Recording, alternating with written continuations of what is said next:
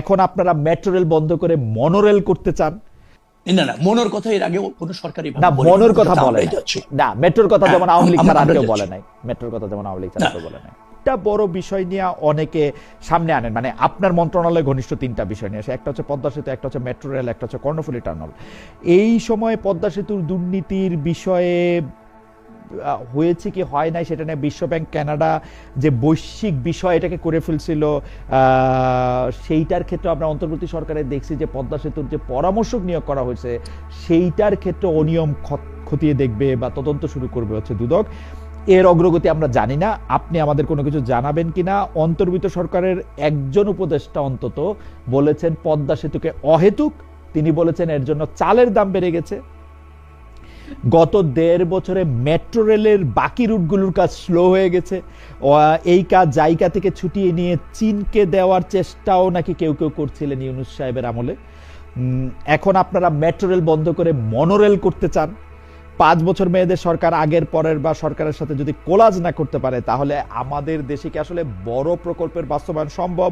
আপনি তিনটা বিষয়েই যদি একটু আপনি মন্তব্য করেন, পদ্মা সেতু, মেট্রো রেল এবং কর্ণফুলী টানেলটা আচ্ছা থাক, পদ্মা সেতু এবং মেট্রো রেল নিয়ে যদি আপনি প্রশ্ন করেন। কর্ণফুলী টানেলকে অনেকেই অহেতুক বলেছেন, কি অনেকেই বলেছেন যে এটা এই নদীর তল থেকে এটা যতটা অপটিক্যাল, এটা আসলে ততটা বিজনেস পারপাসে করা হয়নি। আপনি পদ্মা সেতু এবং মেট্রো রেল নিয়ে যদি একটু বলেন।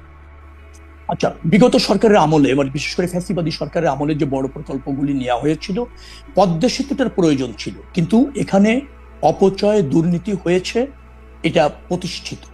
এবং কি পরিমাণ দুর্নীতি কোথায় হয়েছে সেটা একটা তদন্তের মধ্যে আছে, নিশ্চয়ই অল্প সময়ের মধ্যে আমরা সেটা প্রকাশ করব। প্রথমত, আপনি আরেকটা কথা বলেছেন যে এমআরটি, মানে যেটাকে বলা হয়, যেটা চলছে লাইন 6, হ্যাঁ, মেট্রো রেল।